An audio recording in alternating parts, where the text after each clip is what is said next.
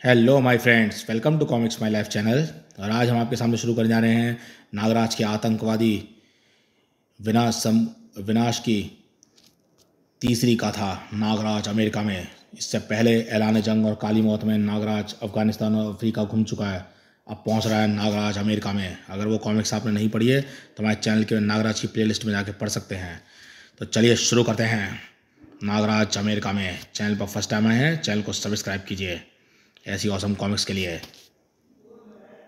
Nagraj America में ये देख सकते हैं first Nagraj statue of liberty.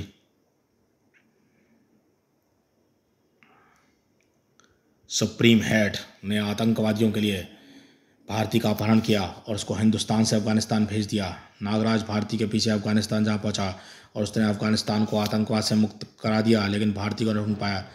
अब भारती को ढूंढने का एकमात्र रास्ता भारतीय कलाई पर बंधी सिग्नल वॉच थी। सिग्नल वॉच के संकेतों ने नागराज को अफ्रीका पहुंचा दिया। नागराज ने अफ्रीका में फैले आतंकवाद को भी जड़ से उखाड़ दिया, लेकिन भारतीय एक बार फिर उसके हाथों से फिसल गई। नागराज की यात्रा जारी रही और इस बार चरण में आ पहुंचा है नागराज अमेरिका में। संयुक्त राष्ट्र अमेरिका विश्व का सबसे शक्तिशाली देश है। इसको झुकाकर आतंकवादी सारी दुनिया को झुकाना चाहते हैं, लेकिन दुनिया को झुकाने से पहले आतंकवादियों को नागराज को झुकाना होगा और यह काम असंभव है। झुकेगा तो सिर्फ आतंकवाद, वरना आतंकवाद की कमर तोड़ देगा नागराज। एक अनजान स्थान पर। मास्टर, हमारे पास दुनिया के हर कोने से आतंकवादी कमांडरों के मैसेज आ रहे हैं। सभी नागराज के आतंकवाद विरोधी अभियान से घबराए हुए हैं। उन चूहों से कहो घबराने की जरूरत नहीं है, नागराज का खात्मा जल्दी कर दिया जाएगा। अगर मेरा ध्यान भारतीय कम्युनिकेशन को हड़पने में ना उलझा होता तो नागराज अभी तक यमलोक पहुंच चुका होता। लेकिन मास्टर, अब हमारे पास ज़्यादा आतंकवादी ठिकाने बचे ही नहीं हैं। हमारा सबसे बड़ा ठिकाना अमेरिका में है और अगर नागराज वहाँ भी पहुँच गया तो हमारा आतंकवादी नेटवर्क हमेशा के लिए टूट जाएगा। फिर तो भारतीय कम्युनिकेशन जैसा पावरफुल मीडिया चैनल से भी कोई प्रोपेगेंडा हमारी मदद नहीं कर पाएगा। तो फिर तो एक तरीका है अपने आतंकवादी नेटवर्क को कायम रखने का। भारतीय को मरना होगा, तभी नागराज हमारा पीछा छोड़ेगा। आतंकवादी भारती को ख़त्म करने का इरादा बना चुके थे और नागराज भारती को बचाने के लिए ज़मीन आसमान एक कर रहा था। चारों तरफ फैली इस खुशी को देखो नागराज। अफ्रीका को शांति का तोहफा तुम ही दे सकते थे। आतंकवादियों ने कुछ विद्रोहियों, सैनिकों और कमांडरों को सत्ता का लालच देकर गुमराह कर दिया था। हमारे सारे साधन और शक्ति आतंकवाद से निपटने में ही नष्ट हो रहे थे। लेकिन अब हमारा United African national council Africa में प्रगति की एक नई युग की शुरुआत करके खुशहाली लाएगा। हम तुम्हारे लिए कुछ करना चाहते हैं नागराज, बताओ हम तुम्हारे लिए क्या कर सकते हैं। मैं आपको बता चुका हूँ कि मैं भारती को ढूंढने यहाँ पर आया था, पर उसे एक हॉट एयर बैलून से यहाँ पर भगाया ले आया जा चुका है। मैं चाहता हूँ कि आप लोग एयर ट्रैफिक कंट्रोल के ज़रिए उस बैलून की स्थिति का सही सही पता लगाएं और जल्दी सबसे पास के एयर कंट्रोल टावर में। हमारे पास ज़्यादा आधुनिक यंत्र नहीं है नागराज, लेकिन पिछले 2 घंटों की राडार इमेज रिकॉर्डिंग से हमने ये अंदाज़ा लगाया है कि हॉट एयर बैलून अमेरिका की तरफ बढ़ रहा है और इस वक्त उसको अंतर्राष्ट्रीय एयरबेस में होना चाहिए, अमेरिका की वायुसेना के ठीक बाहर। ओहो, मुझको तुरंत वहाँ पहुँचना होगा, वरना अगर वह बैलून अमेरिका की वायुसेना में प्रवेश कर गया तो अमेरिकन उसको तुरंत मार गिराएंगे और बैलून के साथ साथ भारतीय भी ख़त्म हो जाएगी। बैलून के उड़ने की गति बहुत कम होती है नागराज, क्योंकि वह हवा के बहाव पर निर्भर करती है। हम तुमको आर्मी हेलीकॉप्टर दे देंगे जो तुमको बहुत कम समय में बैलून तक पहुंचा देगा। शुक्रिया। बैलून तक पहुंचने में नागराज और पोलका को ज़्यादा वक्त नहीं लगा। बहरा बैलून नागराज और इस हेलीकॉप्टर में लगे स्थिति सूचक यंत्र के अनुसार वह अमेरिका की वायु सीमा में प्रवेश करने ही वाला है। भारतीय जरूर बैलून के बास्केट में होगी। दूरबीन से बास्केट की जांच करो पोलका। बैलून की बास्केट तो खाली है नागराज, ये कैसे हो सकता है। मेरा ग्लोबल पोजिशन सिस्टम फाइंडर पर सिग्नल तो यहीं से आ रहे हैं। तो फिर मैं बास्केट में खुद जाकर देखती हूँ, कहीं भारती नीचे बेहोश ना पड़ी हो। रुको पोलका, यूँ अपनी जान खतरे में न डालो। लेकिन पोलका खतरे में पहले ही मोल ले चुकी थी और जल्दी पोलका बास्केट के अंदर थी। यहाँ पर तो सिर्फ बर्नर हैं और कुछ रस्सियाँ हैं और आलतू फालतू सामान है, पर भारती तो कहीं नहीं है। तो फिर ये सिग्नल कहाँ से आ रहे हैं। सिग्नल यहाँ से आ रहे हैं क्योंकि भारती यहाँ पर है, ज़मीन से 4 किलोमीटर ऊपर। मेरे एक इशारे पर इसका बदन ज़मीन की तरफ रवाना हो जाएगा और अगर भारती को ज़िंदा रखना चाहते हो तो वापस लौट जाओ। समय आने पर भारती को सही सलामत वापस पहुँचा दिया जाएगा।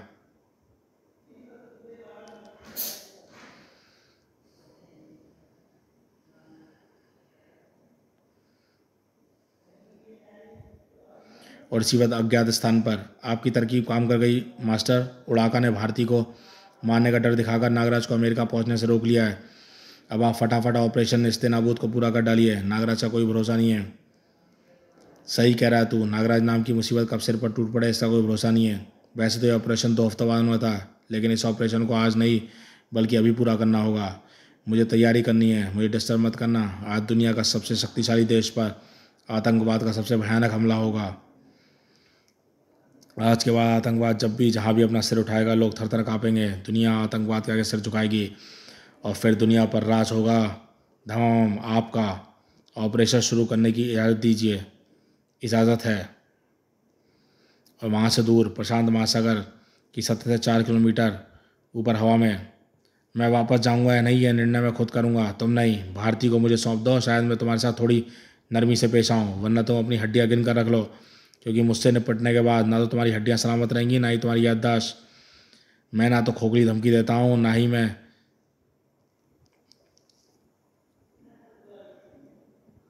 मौत हूँ जो जिसकी तुम ना ही मैं काली मौत हूँ जिसकी तुम हड्डियाँ तोड़ सको। ये देखो तुम्हारी प्यारी भारती के बदन पर बम बंधा है जिसको मैं रिमोट के जरिए 2 किलोमीटर दूर से ही फाड़ सकता हूँ। और याद रखना तुम सब कुछ कर सकते हो पर उड़ नहीं सकते। हमको वापस जाना पड़ेगा नागराज, वरना जिसके लिए पूरी दुनिया की खाक चांदने है उसके चीथड़े हमारे सामने उड़ जाएंगे। तुम ठीक कह रही हो पोलका। भारती हमारी आंखों के सामने है, लेकिन उसको हासिल करने के लिए हमको उसकी जान खतरे में डालनी होगी और हम ऐसा नहीं कर सकते। हमको यहाँ से जाकर फिर मौके का इंतजार करना होगा।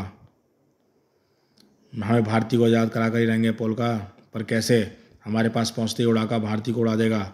ऐसा नहीं होगा, मेरे पास एक प्लान है, सुनो। उड़ाका ने इस जंग को पहले दौर जीत लिया था। यकीन नहीं होता नागराज इतनी आसानी से भाग गया। वैसे ही भागता नहीं तो उड़ाका के सामने ज़्यादा देर टिक नहीं पाता। अब थोड़ी देर रुक कर अगले ऑर्डर का इंतजार करता हूँ। हाँ। हेलीकॉप्टर बादलों के बीच में ओझल हो गया।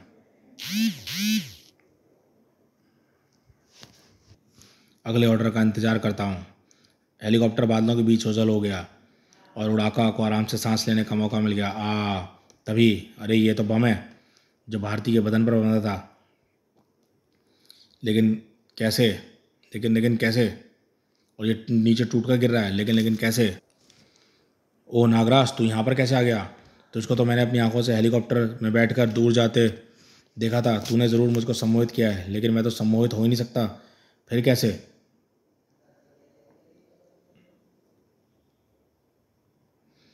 तू अपनी चोंच को आराम दे तो मैं कुछ बोलूँ। यहाँ तक चुपचाप पहुँचने में घने बादलों ने मेरी मदद की। दूर जाकर बादलों में ओझल होकर मैंने हेलीकॉप्टर को वापस इस दिशा में घुमाया और बादलों के कारण ये बैलून नज़र तो नहीं आ रहा था, लेकिन भारतीय घड़ी के निकले सिग्नलों ने मुझको सही स्थान पर पहुंचा दिया। मैंने हेलीकॉप्टर को बैलून के नीचे घने बादलों में बीच में रोक दिया और इच्छाधारी कणों में बदलकर बैलून तक पहुंच गया और भारती के बदन से बम अलग कर दिया। ऐसा करके तू ये समझा कि तू जंग जीत गया, लेकिन ये तेरी भूल है। भारती के बदन के छितरे तो हर हाल में उड़ने हैं, बम के विस्फोट से नहीं तो जमीन से टकरा कर सही। अरे इसके परों से छूटते पंखों में तो गोली सी स्पीड है और ब्लेड सी धार है। भारती को थामने वाली रस्सी कट गई है, लेकिन मैं भारती को ज़मीन से टकराने नहीं दूंगा। मैं बचाऊंगा उसे। तू किसी को भला क्या बचाएगा नागराज? पहले तू खुद तो बच ले। तुम इसको रोक कर रखो नागराज, भारती को बचाने में जा रही हूँ। हेलीकॉप्टर तेज़ी से नीचे गिरती भारती की तरफ गोता लगा गया और बादलों की धुंध में अदृश्य हो गया। पोलका तो किसी न किसी तरह भारती को बचा लेगी, लेकिन फिलहाल मुझको अपना ध्यान उड़ाका से निपटने में लाना चाहिए, क्योंकि इसके तेज़ धार वाले पंख मेरी बोटी बोटी अलग कर सकते हैं। इसकी ताकत इसके परों को ख़त्म करने पर ये खुद ही ख़त्म हो जाएगा। धसक सर चले तो थे उड़ाका के परों की धज्जियाँ उड़ाने के लिए, लेकिन परों के हिलने की से निकली हवा के बवंडर ने धसक सर्पों का रुख ही बदल दिया और निशाना भी। ये तो सर्पों को अपने पास तक पहुँच नहीं दे रहा। मेरी विश्वंकार भी काम नहीं आएगी। सम्मोहित ये हो नहीं सकता। फिर तो एक ही रास्ता बचता है, शीतनाग। मैं सोच ही रहा था तुम मुझे कब बुलाओगे। मैं अभी इसके परों पर बर्फ़ जमा कर इसको इतना भारी कर दूंगा कि ये उड़ना ही भूल जाएगा। परों पर बर्फ़ तेज़ी से बढ़ने लगी और उड़ाका किसी भारी पत्थर की तरह ज़मीन की तरफ गिरने लगा। देखा मेरा कमान नागराज, एक ही बार में दुश्मन ठंडा हो गया। ये स्थिति ज़्यादा देर तक नहीं रहेगी शीतनाग कुमार। हवा के घर्षण से बर्फ़ जल्दी पिघल जाएगी। नहीं नागराज, मेरी बर्फ़ का तापमान इतना कम होता है कि इसके नीचे टकराने तक वह पिघलेगी नहीं। उड़ाका मेरी बर्फ़ से कभी आज़ाद नहीं होगा। उड़ाका आज़ाद हो चुका है। पर कैसे? तू मेरी बर्फ़ की कैसे कैसे आज़ाद हो गया? कैसे पिघलाई तूने मेरी बर्फ़? बर्फ़ पिघली नहीं, बल्कि मेरी गुलाम चिड़ियों ने चोंचे मार मार कर तेरी बर्फीले खोल को तोड़ दिया। और अब यही चिड़िया तुझको मौत के घाट उतारेगी। तुमको आकाश में लटकाने वाला आधार इस गुब्बारे की हवा निकाल कर अब तू नीचे गिरेगा और नीचे फैले प्रशांत महासागर की चट्टानों में तेरी कब्र बन जाएगी। हम तेजी से नीचे गिर रहे हैं, कुछ करो नागराज। घबराओ मत शीतनाग कुमार, तो मेरे शरीर के अंदर आ जाओ। मैं सर्पों का पैराशूट बनाकर सुरक्षित नीचे उतर आऊँगा। मैं तुझे नीचे सुरक्षित उतरने दूंगा तब ना। ओहो, इसने सर्पों को काट डाला। अब मैं तो सुरक्षित नीचे उतरने का एक ही रास्ता है, उड़ाका को अपनी सवारी बनाना पड़ेगा। मुझे पता था तेरे सामने एकमात्र यही रास्ता है बचेगा, लेकिन ये रास्ता ज़िंदगी की तरफ नहीं, मौत की तरफ जाता है। ऐसा करके तू मेरे धारदार पंजों की मार की सीमा में आ जाएगा।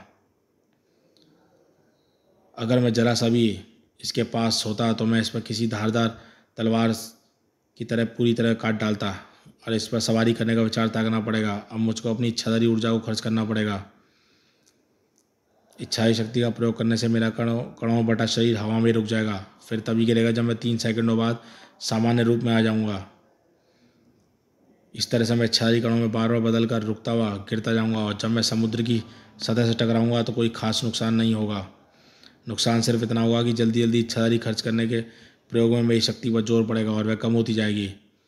ओह, तू बार बार कोई नई तरकीब सोचकर बचने की कोशिश कर रहा है, लेकिन उड़ाका तुझे सफल नहीं होने देगा। नागराज के समान रूप में वापस आते ही उसके शरीर पर परों के बारीक बालों के धागों की एक परत तेजी से बनने लगी। अरे ये क्या? चिड़िया के घोंसलों की तरह मेरे शरीर के चारों तरफ ये तेजी से खोल बनता जा रहा है।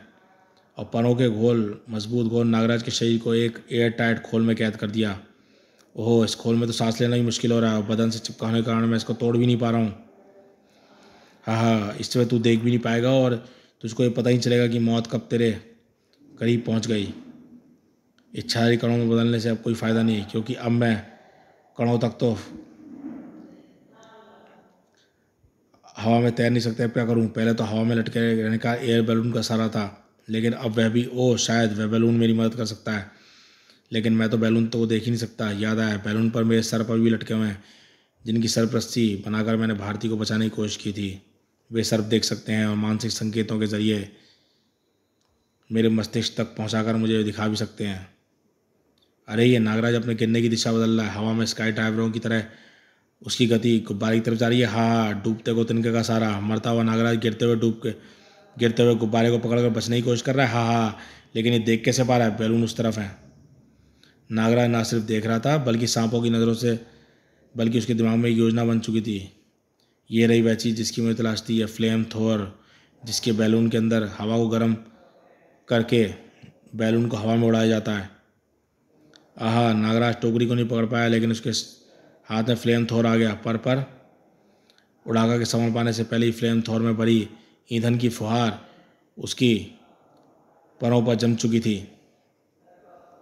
और फ्लेम थ्रोअर में बचे कुछ ईंधन ने सुलगाकर उड़ाका के परों में आग ला दी। और उड़ाका उड़ने से पहले ही परों का हिलना जरूरी था, और परों के हिलते ही तेज लपटे और तेज ऊँची, अरे बचाओ, मुझे बचाओ। तो उसको बचाने के बाद में सोचूंगा, पहले लपटों में इस खोल को जलाकर आज़ाद हो जाऊँ जो पूरी परों के रेशों से बना है। अब मैं सोच रहा हूँ कि तुझको नहीं बचाऊँ। नहीं नहीं, ऐसा मत करना, मरना नहीं चाहता, अभी तो मुझे बहुत जीना है। तुझको अब तेरी नहीं सिर्फ तेरी ज़ुबान जिंदा रख सकती है। अब अपनी ज़ुबान का इस्तेमाल करो, मुझे फटाफट बता कि भारती के अपहरण के पीछे किसका हाथ है, और वह अपहरण करता मुझको कहाँ मिलेगा। तेरे पास यह बताने के लिए सिर्फ 1 मिनट और 20 सेकंड है। उसके बाद तू पानी से टकराएगा और मैंने मुंह खोला तो वे मुझको जिंदा नहीं छोड़ेंगे, मार डालेंगे मुझको बेदर्दी से। ओ समझा, तब तो अच्छा है कि तू शांति से मर, पानी या चट्टानों से टकरा कर। मैं तो चला, भगवान तेरी आत्मा को शांति दे। नहीं रुको, सुनो, बताता हूँ। मैं तो सिर्फ एक कॉन्ट्रैक्ट किलर हूँ। मुझको जिन आतंकवादियों ने संपर्क किया था और भारतीय को मेरे हाथों सौंप कर उसके ज़रिए तुमको रोकने की कोशिश की थी, उनका अड्डा ग्रेट कैनियन की एक चट्टानी गुफा में है। ग्रेट कैनियन अमेरिका के कैलिफोर्निया प्रांत में स्थित वह विशाल इलाका जो ऊंची और खड़ी चट्टानों पहाड़ों से भरा है, वह जगह तो आतंकवादियों के अड्डे के बिल्कुल मुनासिब है। लेकिन मैं तुम्हारी बात का विश्वास कैसे करूं? तुमसे झूठ बोलकर मैं मरना नहीं चाहता। मैं तो तुमको अड्डे की पहचान बता सकता हूँ। उस अड्डे के बाहर 2 चट्टानें शैतान के चेहरे जैसी हैं। अब तुम उसको बचा लो। बचाना तो पड़ेगा ही, वरना तुम्हारी बात की सच्चाई की परख कैसे होगी? Thank you Nagraj. तभी ओह, ये धमाका किस चीज़ का था? ये तो आर्मी के हेलीकॉप्टर के टुकड़े हैं। पोलका और शायद भारती भी इसी हेलीकॉप्टर में थे। वो रही पोलका, वह डूब रही है। अब इसको सर्पों से उससे बचाता हूँ जल्दी। ओ नागराज, आई एम सॉरी। सुबह को मैं भारती को बचा नहीं पाई यानी भारती नहीं नहीं, भारती मरी नहीं है। मैंने उसको गिरते गिरते हेलीकॉप्टर के अंदर खींच लिया था। लेकिन क्या पोलका? ओहो, मेरी सरपिंदी किसी खतरे को भाप रही है। कूदो कूदो पोलका, उड़ाका बचो। लेकिन नागराज और पोलका तो पानी में कूद गए, लेकिन उड़ाका की किस्मत में जीना नहीं लिखा था। ये हमला तो रॉकेट द्वारा किया था। रॉकेट को काफ़ी दूर से सही निशाने पर दागा जा रहा है, यानी हमलावर हमसे काफ़ी दूर है। हाँ नागराज, वे रहे हमलावर स्टीमर बोट पे और उड़ाका को ख़त्म करने के बाद वापस जा रहे हैं। उनका मकसद शायद उड़ाका को ख़त्म करना था। ये मुझसे और तुमसे उलझना नहीं चाहते थे, और उन्होंने हेलीकॉप्टर को भी तबाह कर डाला है। भारती को बचाते वक्त मुझे समुद्र में खड़े स्टीम बोट दिखी थी, लेकिन वे सवर पाने से पहले ही इन्होंने हेलीकॉप्टर पर रॉकेट दाड़ दिए। भारती को मैंने तुरंत बाहर धक्का दिया, लेकिन मुझे उस विस्फोट से बचते बचते भी घायल कर दिया। मेरे होश पे आने के बाद वे शायद भारती को उठा ले गए। मैं बेहद शर्मिंदा हूँ। मैंने दादा वैदाचार्य से भारती को बचाने का जो वादा किया था, उसको मैं पूरा नहीं कर पाई। तुम्हारा वादा अभी टूटा नहीं है पोलका। भारती अभी भी जिंदा है। उड़ाका को इन आतंकवादियों ने इसलिए मारा है ताकि वह मुझको इनके अमेरिका के अड्डे का पता ना बता सकें। लेकिन उड़ाका तो मुझे पहले ही इनके अड्डे का पता बता चुका है। मुझे यकीन है कि भारती भी हमको वहीं पर मिलेगी। तो फिर देर क्यों करनी नागराज? चलो, एक पल की देरी की भी भारती की जान बचाने के लिए खतरा बन सकती है। आतंकवादियों की नज़रों से बचने के लिए हमको सामान्य नागरिकों की तरह सफल करना होगा पोलका। हम कैलिफोर्निया के लिए न्यूयॉर्क से फ़्लाइट पकड़ेंगे, क्योंकि न्यूयॉर्क सबसे फ़िलहाल पास का शहर है। तुमने ठीक सोचा है नागराज। और इसी वक्त किसी गुप्त स्थान पर मास्टर, एक बुरी खबर है। नागराज बच गया और अब वह न्यूयॉर्क की तरफ बढ़ रहा है। अब नागराज तो क्या, खुद ऊपर वाला भी हमारे ऑपरेशन नेस्ते नाबूद को रोक नहीं सकता, और नागराज भी इस विनाश को वैसी दर्शक बनकर देखेगा जैसे पूरी दुनिया में फैले दूसरे अरबों मामूली इंसान मौत के परकाले हवा में उड़ चुके हैं। मौत के परकाले हवा में उड़ान भर चुके थे। फ्लाइट नंबर W2239 पर आप सभी यात्रियों का स्वागत है। फ़्लाइट न्यूयॉर्क से मोज़े तक का सफ़र 2 घंटे 40 मिनट पूरा करेगी। तब तक आप अपनी सीट बेल्ट खोल सकते हैं। आप हमारी मेहमान नवाजी का लुत्फ़ उठा सकते हैं। जल्दी आपको ब्रेकफास्ट सर्व किया जाने वाला है। ओ, अभी 2.5 घंटे और हैं। और चलो, बड़ी मुश्किल से एक सीट मिली। पोल का अगली फ़्लाइट में आकर मुझसे मिल जाएगी। अभी काफ़ी समय है, तब तक मैं थोड़ा आराम कर लेता हूँ। नागराज की झपकी अपने सहयात्री की आवाज़ से खुली। ये क्या चक्कर है? क्या हुआ? अब तक तो हमको न्यूयॉर्क से कम 100 मील दूर होना चाहिए था, लेकिन हम तो अभी भी न्यूयॉर्क के ऊपर ही चक्कर लगा रहे हैं। शायद किसी गड़बड़ी की वजह से पायलट विमान को वापस न्यूयॉर्क लाकर उतारना चाहता है। ऐसा होता तो विमान को एयरपोर्ट की तरफ जाना चाहिए था, पर ये तो दूसरी तरफ जा रहा है। और उधर एक और विमान इसी तरफ से उड़ रहा है, और वो भी एयरपोर्ट की बजाय वर्ल्ड ट्रेड टावर की तरफ बढ़ रहा है। ज़रूर कुछ गड़बड़ है। एयर होस्टेस भी कहीं नज़र नहीं आ रही। मैं अभी पायलट से पूरी बात पता करता हूँ। चुपचाप बैठ जाओ। इस विमान का अपहरण किया जा चुका है। ओ माय गॉड, ये मैं कहाँ फंस गया?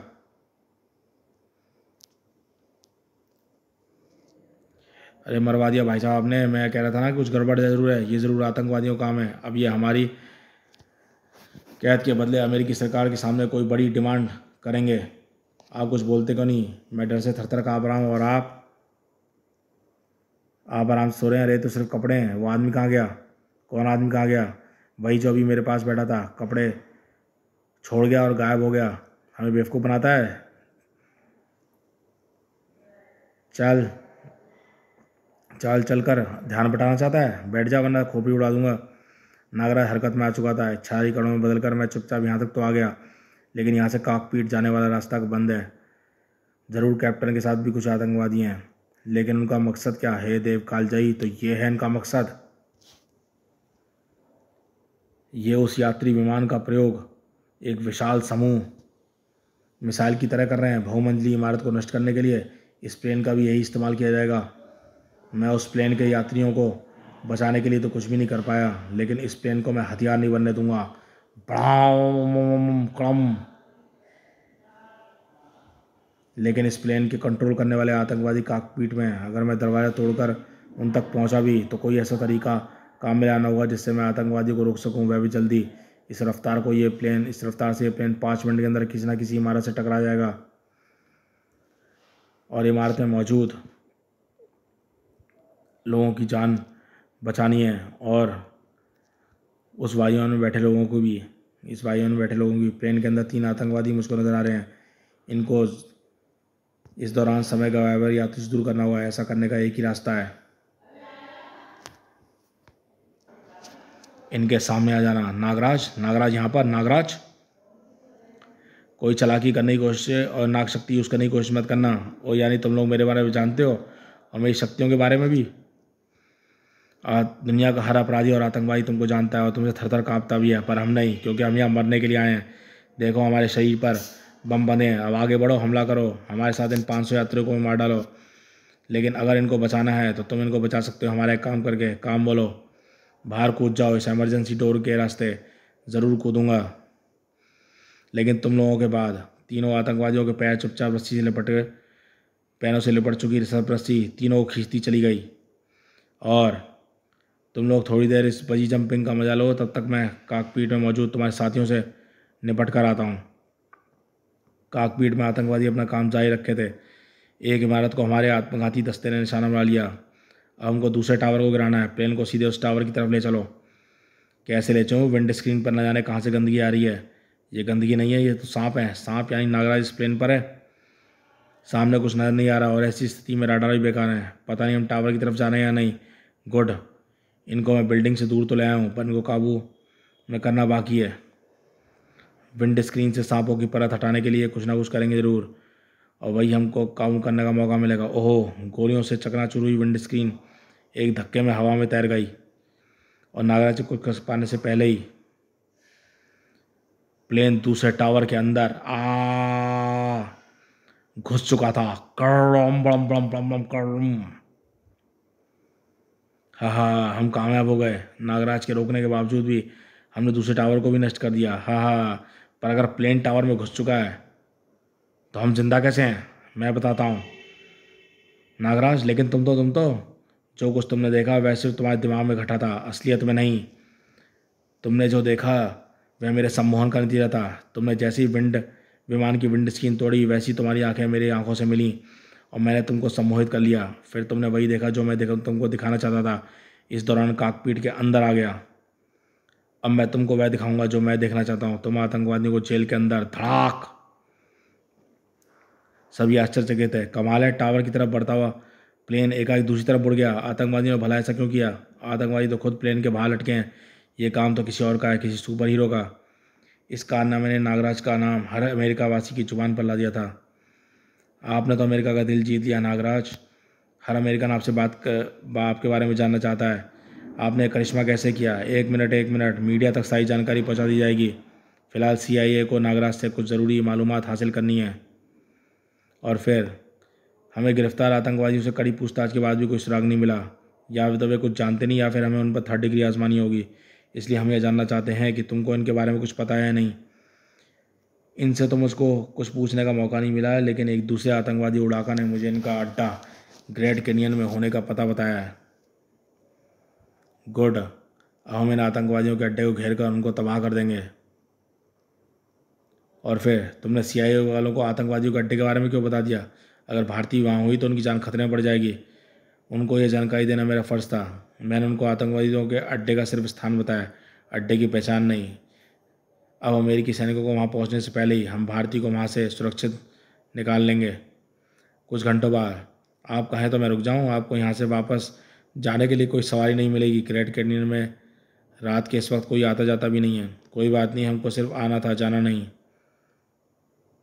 मुझे या तो तुम दोनों इस सनकी लगते हो या 2 नंबर का काम करने वाले, लेकिन ज़रा संभल कर रहना। इस सुनसान इलाके में खतरा आदमियों से नहीं, सांपों से। सुना है इस इलाके में आदमकंद सांप रात को घूमते हैं और उनके सामने अमेरिकन मिलिट्री फोर्स तक फेल है। ये तो नई बात बता गया। ये ज़रूर इच्छाधारी सांपों का जिक्र कर रहा था, पर इनकी बात मुझको और उलझन में डाल गई। अभी तक तो मुझको लग रहा था कि इन आतंकवादियों का सुप्रीम बॉस कोई खतरनाक वैज्ञानिक है जो रोबोट और म्यूटेंट प्राणियों के जरिए आतंकवाद को शह दे रहा है। लेकिन ऐसा कोई भी शख्स इच्छाधारी सांपों को काबू में नहीं कर सकता। ऐसा कौन सा शख्स है जो ये दोनों काम एक साथ कर सकता है? हो सकता है इन आतंकवादियों का सरना कोई एक व्यक्ति ना होकर दो लोगों की जोड़ी हो। नहीं पोलका, अपराध की दुनिया में शहंशाह सिर्फ एक ही होता है, दो नहीं। खैर, ये तो हमको आतंकवादियों के मुख्य खड्डे तक पहुंचकर पता चलेगा, पर इस अंधेरे में इसकी पहचान ढूंढें कैसे जो आतंकवादियों की गुफा के बाहर है? शैतान के सिर की आकृति। मैंने टैक्सी से उतरती अपने सर्पों को पूरे इलाके में फैला दिया था पोलका। वे अंधेरे में सब कुछ देख सकते हैं। जल्दी हमको उस जगह का पता चल जाएगा। चल गया। एक जासूस सर्प के मानसिक संकेत आ रहे हैं। उसको शैतान के सिर वाली चट्टान वाली नजर आ गई है। चलो पोलका। ग्रेट कैनियन की खड़ी चट्टानों पर पर्वतारोही तक चढ़ने की हिम्मत नहीं करते थे। कहते हैं कि दुनिया की सबसे गहरी घाटी भी इस इलाके में स्थित है। चट्टानों की इस भूलभुलैया में कुछ भी ढूंढ पाना एकदम असंभव है। शायद इसलिए आतंकवादियों के लिए स्वर्ग है। इन चट्टानों पर चढ़ पाना मेरे बस की बात नहीं नागराज। मैं यहीं पर रुककर तुम्हारा चारों तरफ नज़र रखती हूँ। ठीक है पोलका। जैसे ही हम दोनों का एक साथ जाना ठीक भी नहीं है। चट्टानों से चिपक कर नागराज सांपों की तरह सस रहा था। नागराज जल्दी अपनी मंजिल के सामने था। वे रही शैतानों की आकार सी चट्टानें, यानी आतंकवादियों का अड्डा यहीं पर होना चाहिए। पर यहाँ पर तो अजीब सी खामोशी है। खैर, यहाँ पर तो कोई रहता ही नहीं है। कोई तो रहता ही होगा नागराज, वरना उड़ाका तुझको यहाँ का पता कैसे बताता? उसको इस जगह पर भारती को सिर्फ इसलिए सौंपा गया था ताकि वह अगर मुंह खोले तो यहीं का पता बोले। और जहाँ पर आतंकवादी नहीं, सिर्फ चौंक सर पर रहता है जो अपने शिकार का खून पीकर उसको मार डालता है। और अब तेरा भी वही हाल होने वाला है। जो काम उड़ाका नहीं कर पाया वह जोंक सर करेगा। और सुन, तुझे मुझसे सिर्फ पिटना है। कहीं तूने मुझे पीट कर बेहोश किया तो मेरी लार सही है चिपकी विशाल चट्टान से नीचे बदी भारतीय लुढ़क पड़ेगी, क्योंकि मेरे होश खोते ही वह लार भी गल कर बह जाएगी। लार में घर कर बह जाएगी।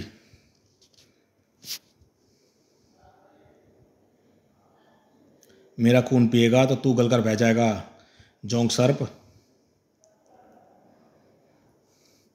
तू समझता है कि मैं बगैर तेरी शक्तियों को जाने ही तुझसे भिड़ रहा हूँ, लेकिन ऐसा नहीं है। मेरे माथे पर लगी है मणि, देख। ये दुनिया की मैं अपनी किस्म की अकेली मणि है। इसके सिर्फ स्पर्श करने से तीव्र जहर उतरना शुरू हो जाता है। जो भी विषैला रक्त मैं पीता हूँ वह मेरे रक्त में मिलने से पहले ही इस मणि से होकर गुजरता है और यह मणि उस विष को उतार देती है। आह, तो मैं तेरे ये विषैले डंकी तोड़ देता हूँ ताकि आज के बाद तू किसी और का खून ना पी पाए। संभल कर नागराज, संभल कर। मुझे इतना कस करना पड़ा कि चट्टानें कांपने लगें और कंपनों से भारती के सिर के ऊपर लगी चट्टान हिलने लगे। ओहो, मैं छदाई रूप में बदल कर भी इससे पीछा नहीं छुड़ा पाऊंगा। हमले का कोई तरीका सोचना पड़ेगा, कोई और। अब देख नागराज, मैं तेरा जहरीला खून कैसे कटाकट पीता हूँ। नागराज को हमले का मौका ही नहीं मिला। आहा, खून का दबाव तेजी से कम हो रहा है। दिल की धड़कन धीमी होती जा रही है। आंखों के आगे अंधेरा छाता जा रहा है। ये मौत का अंधेरा है नागराज। अब तू इस अंधेरे से कभी बाहर नहीं आ पाएगा। अब ये अंधेरा मेरी आंखों के बजाय तुम्हारी आंखों के आगे छाने लगेगा, क्योंकि इस मणि को तुम्हारे सिर से हटाने के लिए तेरा विषैला रक्त तुम्हारे शरीर को गलाना शुरू कर देगा।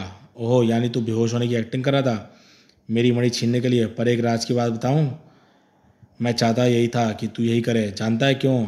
क्योंकि अब यह मणि तेरी हथेली में धंसती जाएगी और तेरे शरीर के अंदर घुस जाएगी और तेरे जहर को काट कर पानी बना देगी। देख ले, देख ले। आहा, ये क्या किया मैंने? अपनी मौत का सामान तूने खुद ही तैयार कर लिया। अब विष की कमी से तू कमज़ोर होकर गिरेगा और अब तेरी कोई भी चाल तुझे बचा नहीं पाएगी। मेरी प्यास तो तेरा जरा सा खून पीकर ही बुझ गई। अब समय है शैतान को तेरा खून पिलाने का। पहले की बलियों से खुश होकर शैतान ने मुझे विनाशक मणि दी थी, और अब तेरी बलि से खुश होकर वह न जाने मुझको क्या देगा। ले बलि, ले अपनी बलि शैतान। पथरीले जबड़ों से नागराज के शरीर का स्पर्श होते ही जबड़े तेजी से बंद होने लगे। मेरे शरीर में इन जबड़ों को बंद होने से रोकने की ताकत नहीं बची है। हटना पड़ेगा। हटकर भी तू नहीं बचेगा नागराज। शैतान की जीभ तुझे धक्का देकर फिर से दांतों के नीचे ले जाएगी। जोक सर्प का अंदाज़ा एकदम सही था।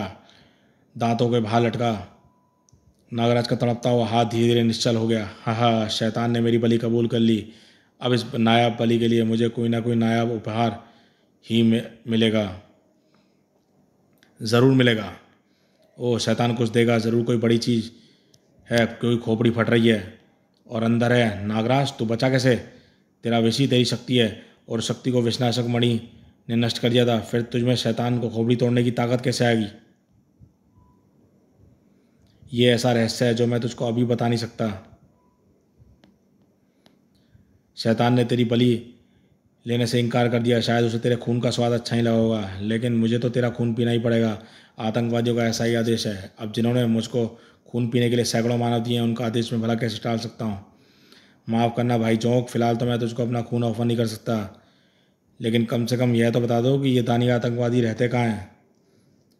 वे जहाँ पर रहते हैं वहाँ से रोज़ लाखों लोग गुजरते हैं, फिर भी उनको कोई देख नहीं पाता, और अगर कोई देख भी ले तो उन तक कोई पहुँच नहीं सकता, क्योंकि उनका घर तोड़ने की हिम्मत तो अमेरिकी सरकार तक में नहीं है। तुमने तो सीधे साधे जवाब की जलेबी बना दी, लेकिन फिर भी सही जवाब नहीं दिया। इसलिए मुझे तुम्हारी जुबान दूसरी तरीके से खुलवानी पड़ेगी, लेकिन उससे पहले मुझे भारती को आज़ाद कराना पड़ेगा, और भारती को आज़ाद कराने के लिए तुझको बंदी बनाना पड़ेगा सरपरस्ती की मदद से। इन सांपों का खून पीकर आज़ाद होने की कोशिश मत करना, क्योंकि इन सर्पों के अंदर भी मेरे जैसा ही विष है। तुम्हारे पास विषनाशक मणि नहीं है। अब तुम इस कैद से आज़ाद होने की कोशिश करते रहो, तब तक मैं भारती को आज़ाद कराऊँ। तू अपने आप को बहुत चालाक समझता है नागराज, लेकिन तूने एक बार फिर अपने आप को फंसा लिया। वो कैसे? ये देख कैसे। लार की तेज फुहार फचाक भारती के ऊपर थमी चट्टान के जोड़ों पर लार गिरी और लार गलनी शुरू हो गई, और इसी के साथ साथ वह चट्टान भारती के ऊपर लुढ़कनी शुरू हो गई। ओह, भारती को खोलने से पहले मुझे इस चट्टान को रोकना होगा। हा, देखा नागराज कैसे तू चूहे की तरह फंस गया। अब मैं तेरा खून पीऊँगा, और ना तू मेरे हाथों से दूर भगा पाएगा, और ना ही पैरों से, और ना ही छलाड़ी कड़ों में बदल पाएगा। नहीं जोक सर, पैसा मत करना। मेरा खून पीकर तुम गल जाओगे। ओम्फ। अब तेरे रक्त में विष कहाँ है? विषनाशक मणि तो अब तक तेरे पूरे विष को नष्ट कर चुकी है। बस मुझको यह समझ नहीं आ रहा कि अब तक तेरे शरीर में विशाल चट्टान को थामने की ताकत कैसे है। मेरा शरीर सचमुच गलना शुरू हो गया, पर कैसे? तेरे शरीर में विष की मणि ने अब तक नष्ट क्यों नहीं किया? वह इसलिए क्योंकि मणि में का असर अभी तक मेरे रक्त तक पहुंचा ही नहीं है। दरअसल जब शैतान के पथरीले मुंह ने मुझको दबाया था, तो मेरा दायां हाथ उसके दांतों के बीच में आ गया था, और उसी हाथ से जिससे मणि घुसी हुई थी, अब हाथ दबाने देने से रक्त प्रवाह अवरुद्ध हो गया, और मणि का असर मेरे बाकी शरीर में बहते रक्त तक पहुंचा ही नहीं, और मेरी शक्ति वापस आ गई, और मैंने शैतान की खोपड़ी को तोड़ दिया। फिर मैंने अपने दाएं बाजू को सर्प शिकंजे से कस लिया, और उसकी मणि का असर अभी भी मेरी कलाई से आगे नहीं बढ़ पाया। मेरे बाकी शरीर अभी भी विष मौजूद है, इसलिए मैं तुझको अपना खून पीने से रोक रहा था। बुरा नागराज, और साथ में एक आतंकवादी भी है, ख़त्म कर दो उसको। अमेरिकी सेना की अचूक गोलाबारी ने जोंक सर्प के गलने से पहले ही उसे मार डाला, लेकिन साथ ही साथ कुछ रॉकेटों ने नागराज के कंधों पर थमी चट्टान को भी तोड़ दिया, और चट्टान के बड़े टुकड़े को भारती के साथ साथ गहरी खाई में गिरते चले गए। भारती!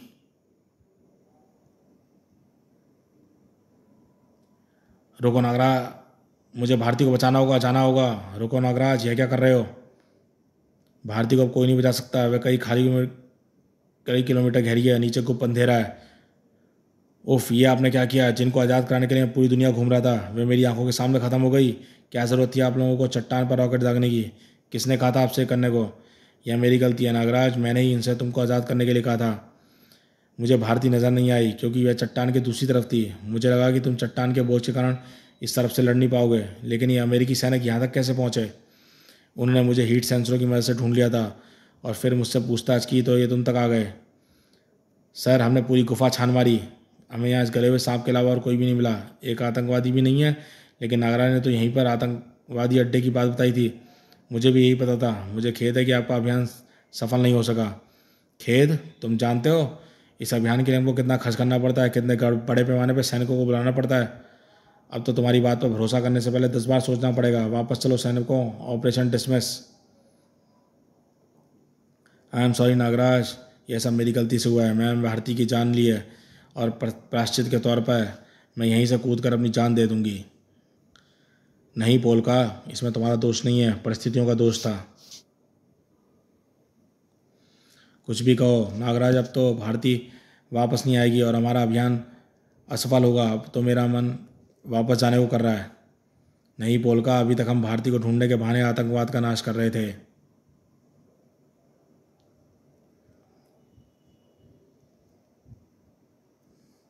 लेकिन हम भारती की शहादत का बदला लेने के लिए आतंकवाद को ख़त्म करेंगे। अमेरिका से आतंकवाद का नाश होने से आतंकवाद की कमर ऐसी टूटेगी कि फिर कभी दोबारा नहीं उठेगी। लेकिन हम आतंकवादियों के अड्डे को ढूंढेंगे कैसे? इतने बड़े देश अमेरिका में हम उनके अड्डे को कहाँ कहाँ ढूंढते फिरेंगे? अपने बड़बोड़ेपन के चक्कर में जोंक सर मुझको कुछ हिंट्स दे गया है। उसने बताया था कि आतंकवादियों का अड्डा ऐसी जगह पर है जहाँ से रोज़ लाखों लोग गुजरते हैं, जिनको नष्ट करने से पहले अमेरिकी सरकार को भी 100 बार सोचना पड़ेगा। तुम इस पहेली पर गौर करो, तब तक मैं अपने हाथ में धसी विषनाशक मणि को बाहर निकाल लूँ। ओह, मैं समझ गई नागराज, वह जगह कौन सी है। लेकिन उस तक ऐसी सुरक्षित जगह पर आतंकवादी अपना अड्डा कैसे बना सकते हैं? तुम किस जगह की बात कर रही हो पोलका? स्टैचू ऑफ लिबर्टी की। Statue of liberty? लेकिन वह तो कड़ी सुरक्षा के घेरे में रहती है पोलका। भला वहाँ पर आतंकवादी अपना अड्डा कैसे बना सकते हैं? जो आतंकवादी पूरी दुनिया में अपने अड्डे बना सकते हैं, उनके लिए सुरक्षा घेरे को भेजना कोई बड़ी बात नहीं है नागराज। मेरे ख्याल से जोंक सर इसी बारे में हिंट्स दे रहा था। अगर तुमको इतना पक्का भरोसा है तो इसकी जांच हमको खुद ही करनी होगी। जब अमेरिकी प्रशासन शायद मेरी बात का यकीन ना करे, पर याद रखना ऐसा हमको सुरक्षा घेरे को तोड़कर करना होगा, और ऐसा करके हम खुद एक अपराधी बन जाएंगे पोलका। आतंकवाद को नष्ट करने के लिए मैं खतरा उठाने के लिए तैयार हूँ नागराज, चलो।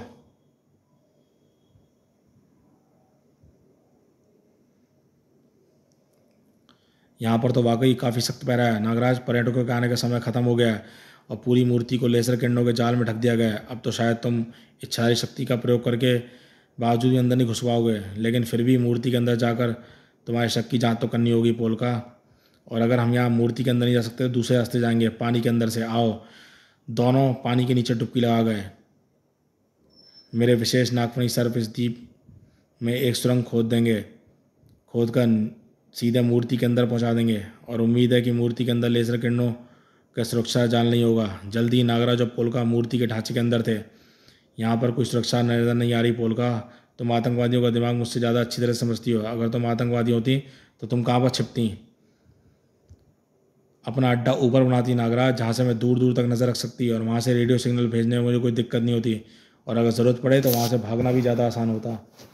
ऊपर यानी मूर्ति का सिर, जो मूर्ति के आधार तल से लगभग 30 मीटर यानी 100 फीट की ऊंचाई पर है। चलो उसको भी चेक करते हैं जल्दी। यह है मूर्ति का सिर पोलका। यहाँ तो सिर्फ एक 10 फुट चौड़ा कमरा है। यहाँ से पर्यटक दूर दूर तक का दृश्य देख सकते हैं इन खिड़कियों के द्वारा। यहाँ तो किसी के रहने का निशान तक नहीं है। यहाँ ये जगह आतंकवादियों का अड्डा नहीं हो सकती। एक मिनट नागराज, ये मूर्ति का सिर ज़रूर है, लेकिन यह मूर्ति का सबसे ऊंचा स्थान नहीं है। मूर्ति का सबसे ऊंचा स्थान है उसके हाथ में थमी मशाल, लेकिन मशाल तक जाने का कोई रास्ता नहीं है।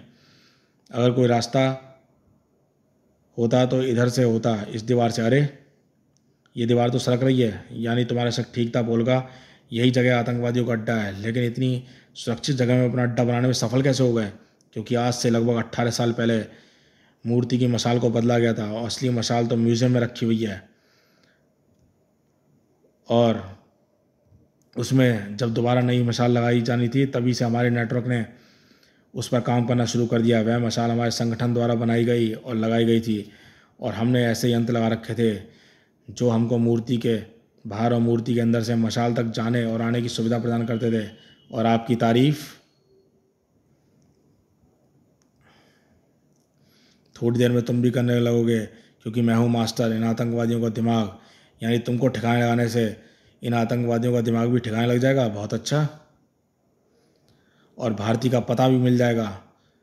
भारती का पता? लेकिन भारती तो मर चुकी है। ठन नहीं पोलका, जो ग्रैंड कैनियन में गिरा था भारती का रोबोट था।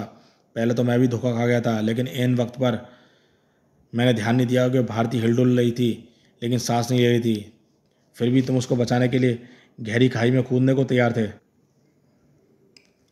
वह तो नाटक था, क्योंकि मैं इन आतंकवादियों को यह दिखाना चाहता था कि ये इनकी चाल सफल हो गई है, चाहते हुए कि भारती को मरा हुआ समझ लूँ, और मैं ये नाटक यही करके दिखा रहा था। लेकिन अब मैं जो तेरे साथ करूँगा वह नाटक नहीं होगा, असली होगा। कड़ाक की आवाज़ के साथ हड्डी चटकने की आवाज़ गूंजी। अद्भुत शक्ति है इसमें, इसने सचमुच मेरी हड्डी तोड़ दी। कड़ाक। वह इसलिए क्योंकि एक रोबोट है नागराज। मेरा यंत्र इसके अंदर से आती विद्युत तरंगों को महसूस कर रहा है, तब तो काम आसान हो गया। अब मुझे इस पर घातक वार करने में कोई हिचक नहीं होगी, लेकिन जब तक मेरी हड्डी जुड़ नहीं जाती तब तक मुझे इससे ज़रा संभल कर लड़ना होगा। तुझे संभलने का मौका नहीं मिलेगा नागराज, क्योंकि तेरे बचकाने वार मुझ पर खरोच नहीं डाल सकते, और हड्डी टूटने के डर के कारण तू इच्छाधारी रूप में बदलने के लिए ध्यान केंद्रित भी नहीं कर पाएगा। ओह, इस झटके ने तो मेरी सारी शक्ति खींच ली। अजीब सा वार था, जैसे इस दुर्जा को खास मेरी ताकत नष्ट करने के लिए बनाया गया है। इसके पीछे किसी ऐसे शख्स का दिमाग है जो मेरी शक्तियों के बारे में अच्छी तरह से जानता है। आज चल, इस रास्ते से मैं तुझे तेरी चिता तक ले चलूँ, मूर्ति के हाथ में थमी जलती मशाल तक।